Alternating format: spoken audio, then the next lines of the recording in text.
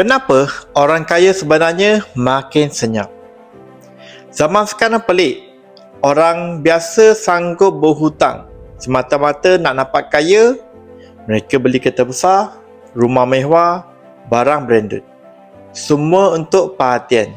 Tapi orang yang betul-betul kaya, mereka makin senyap, makin simple.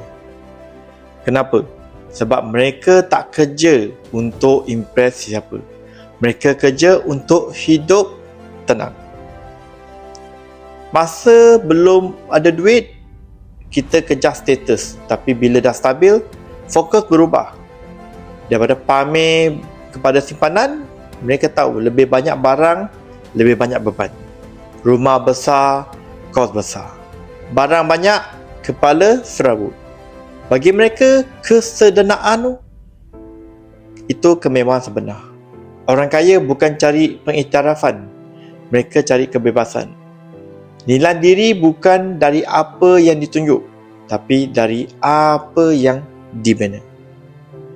Minimalize bagi mereka bukan trend, tapi strategi untuk terus menang dalam diam. Sekarang, tanya diri anda. Anda terus kerja untuk nampak hebat di mata orang atau untuk bina hidup yang tenang dan bebas? Cepat komen saya nak bebas kalau anda pilih untuk kebebasan, atau pergi ke profil Dennis, klik link bio, like join Dennis atau get offer. Masukkan maklumat anda.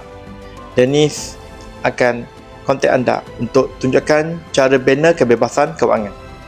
Like join Dennis.